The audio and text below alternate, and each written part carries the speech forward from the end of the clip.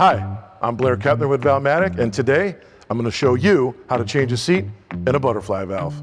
And before we get started, let's go over the common hand tools that we'll be using to switch out the seat in this butterfly valve.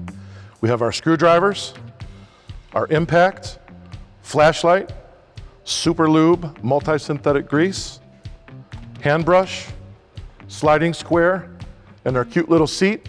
We'll actually be using a bigger one today. This is for a smaller valve.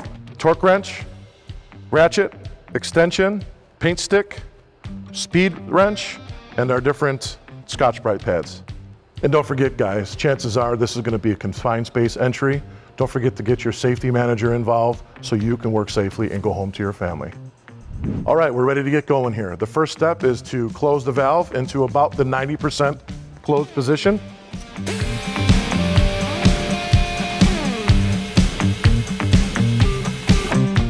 Right about there is good. What we want to do is we want to have the disc closed just enough so the bolts face us and we can fit a tool in there. Now I'm going to take my impact and I'm going to remove the bolts and the segments.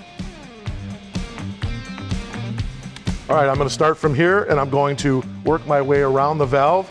And as I start to take the segments off, I'll show you why I'm moving in the counterclockwise position.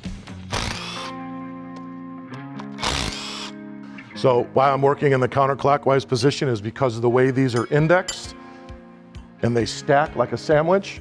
So we have to go in the counterclockwise position. Now continue on. Okay, so our next portion of this is to remove the old seat. I like to start from the area that's closest to me. This happens to be at the 12 o'clock position. One of the things that's part of changing out a seat is troubleshooting. I like to use my paint stick to mark the 12 o'clock position with a simple dot. You can even mark the valve with a simple dot so you know that that is the 12 o'clock position. So when the seat is removed, you look for blemishes on the seat, and then you can look at the body seat to see if there's something there that cut it.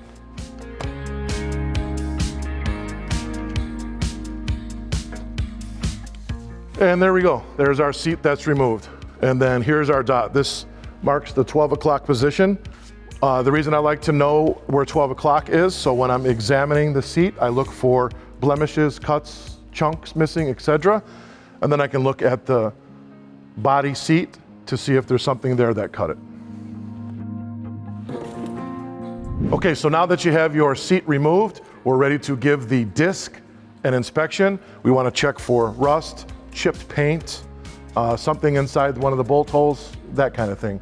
We want to make sure that's nice and clean so that new seat can fit right in there.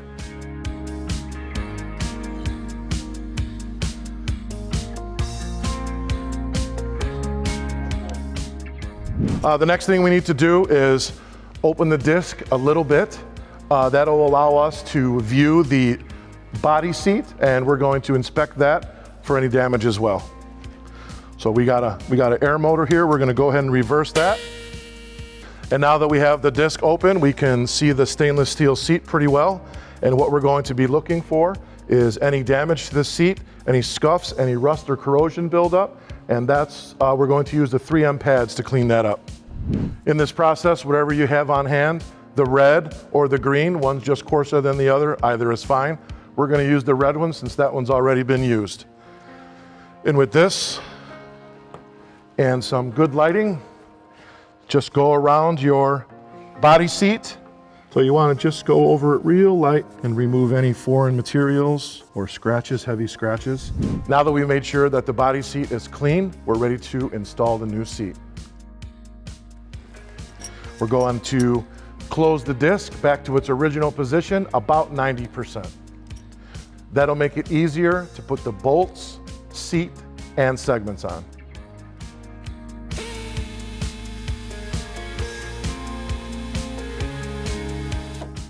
Right about there, that's about the 90%. So when you got your new seat, the first thing you need to do is identify the seat side and the segment side. And that can be done by the simple words right there. It says segment side. This is where I like to start putting my seat on because the disc is closest to me.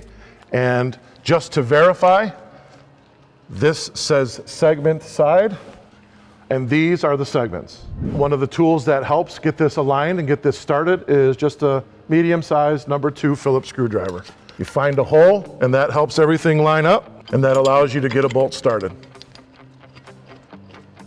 With the impact, I use it for speed. It helps me run the bolts in, but I do not torque them. I only bring the top of the head to just where it kisses the segment. As we took it apart, same thing with the top and bottom parts of the segment. It's easier to assemble it in the counterclockwise direction.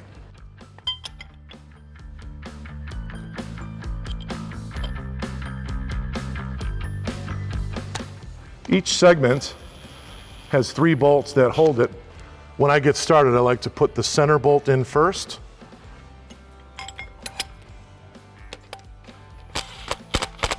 And now that you have all but one of your segments in, I'm going to show you how to put that last one in. It could be a little bit tricky with the different levels of the segment. You want to just start with the left and slide it under the first segment, and then you're in. If you find that you can't slide it in, go ahead and loosen your first bolt, and she'll go right in for you. Now that we have all the new seat in, we have all the segments in and 1 bolt per segment, we can finish putting all the bolts in. All right, now what we're going to do is we're going to jog the valve open a little bit. I'm going to change my gloves because they're torn, and we're going to apply some of that non-toxic silicone grease, and then we're going to go ahead and close it.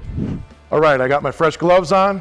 We got our seat in, we got our segments in, and all of our bolts. We're going to go ahead and open the valve a little bit, just so I can get some of that silicone grease around the perimeter of the seat, and then we're going to close it fully and do some torquing.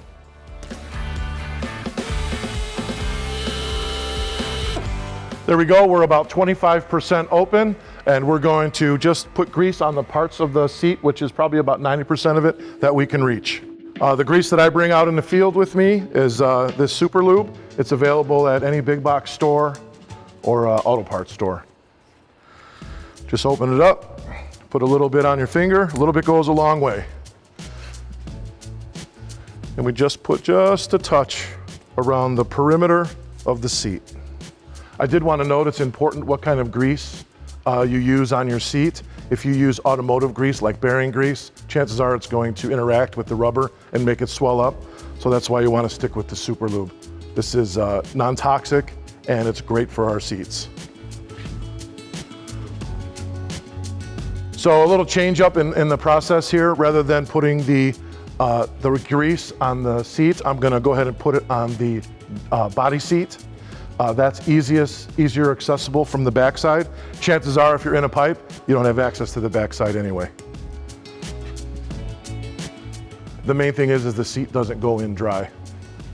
Now that our seat is greased, we're going to go ahead and close the valve all the way and begin our torquing sequence.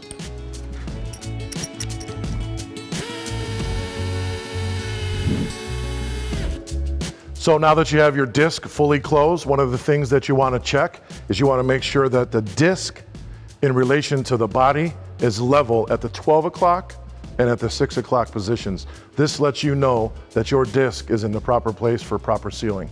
With new valves that are not mounted inside pipes, what we use is we use a slide rule. We put it on the face of the flange, and then we slide it till it stops on the segment, and then we compare it to the bottom.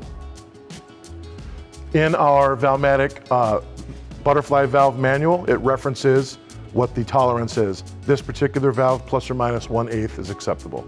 And like I said, using this tool, this is what we use in the shop. In the field, when this is installed in a pipe, you will not have the flange available to use. So what you can use is just the straight edge of the ruler, and you put that straight across the disc. And then if you have another tape measure or slide rule, you can stick it in at the top and go right to the seat. Same for the top and the bottom. Now that we have our disc closed and level, let's go ahead and do our torquing process. And here, full screen, is a spreadsheet of our torque values showing you the valve size and the appropriate torque. Feel free to take a screenshot for later reference. This is a 42-inch valve, so that falls in the 36 to 48 range. So our final torque is 26 foot-pounds. this is a 150-pound valve. So we want to split that in half. So we're going to do 15 foot-pounds, and then we're going to bring it up to the 26 foot-pounds final. Okay, now that you have your torque wrench set, we're ready to start the torque sequence. In a crisscross pattern, some guys like to put numbers on the bolt head so that way they don't lose track. I'm not going to do that. I'm just going to start from the 12 o'clock position and crisscross the valve. So with this torque wrench, what we're listening for is a click. That lets us know that we have achieved our first, there it was, that first click. We have achieved our first torque setting. Okay, now that we've completed our initial torque, we're going to do the final torque. And on this 42-inch valve, 150-pound class, it's 26 foot-pounds.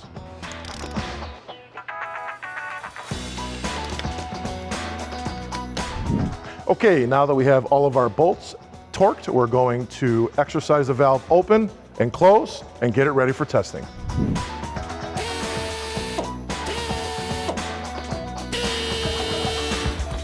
And there you go, the valve is completely closed and we're ready for testing. And once again, my name is Blair Kettner. I hope you enjoyed this video. If you have any further questions, feel free to contact me. Thanks for watching. Don't forget to like and subscribe.